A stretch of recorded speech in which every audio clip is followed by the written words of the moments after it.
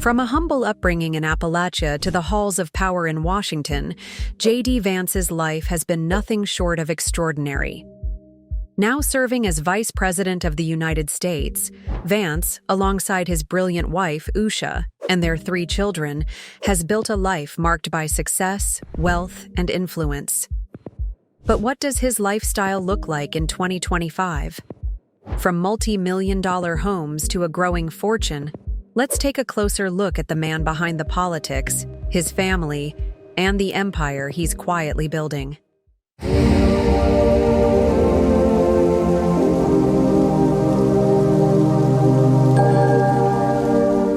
Vance was born James Donald Bowman on August 2, 1984, in Middletown, Ohio.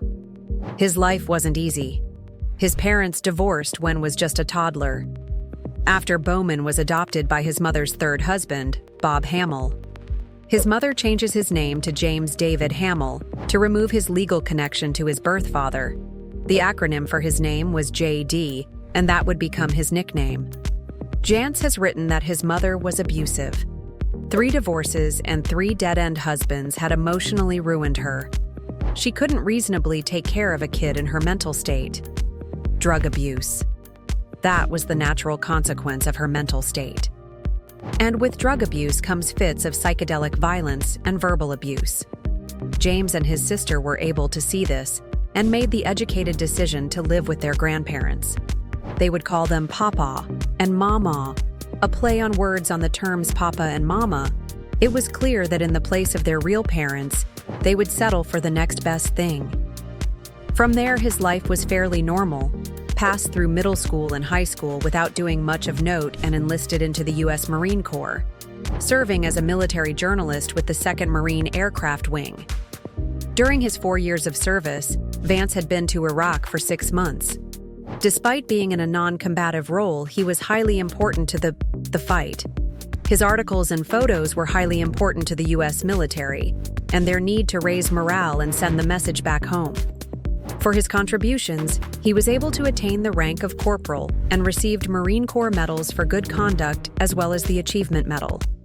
He left the military in 2007.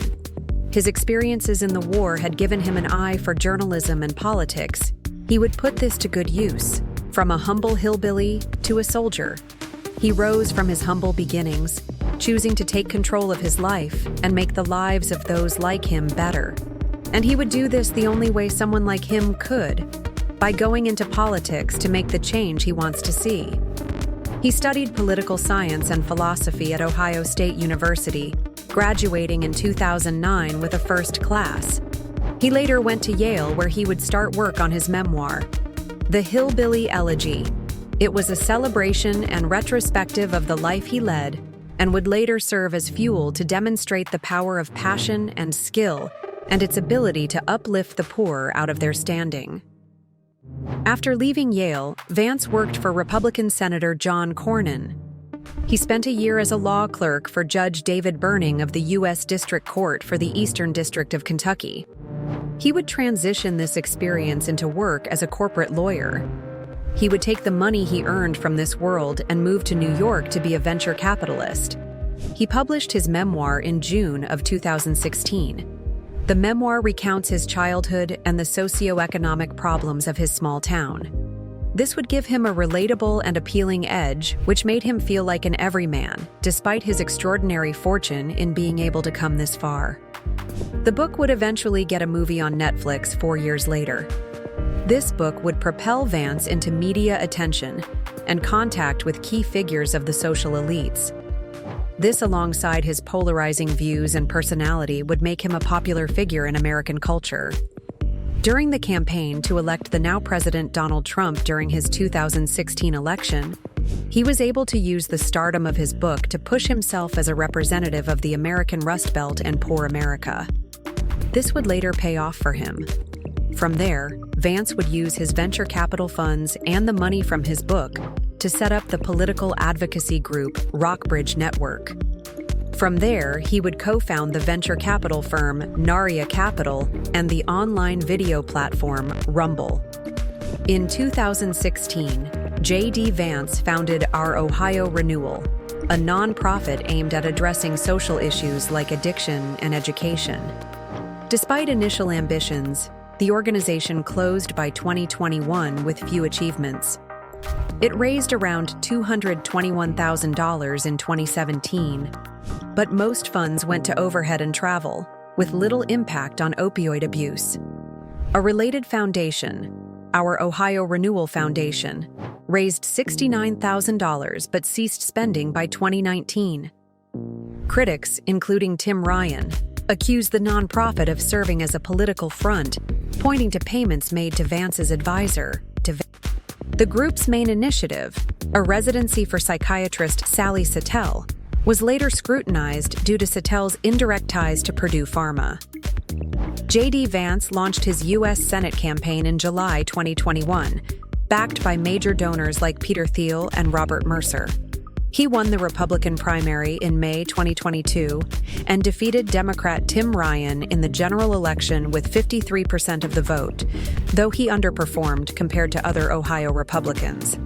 As a senator, Vance was active in legislation, sponsoring 57 bills, none of which passed, and co-sponsoring 288, with 2 making it through Congress before being vetoed. He criticized the Biden administration's handling of the East Palestine train derailment and co-sponsored a failed bipartisan rail safety bill. Vance opposed raising the debt ceiling, introduced a bill criminalizing gender-affirming care for minors, and sponsored the dismantled DEI Act to eliminate federal diversity programs. During his 2024 vice presidential campaign, he was absent from Senate votes. He resigned from the Senate on January 10, 2025, ahead of his inauguration as the 50th Vice President of the United States. This is what you've been patiently waiting for. How much money does this man have? Think about it. Take a wild guess with me. 3 million? 5 million? Wrong. If you want to know how much this man makes, why not stick around a little longer? His memoir has sold roughly 2 million copies, and this has contributed greatly to his wealth.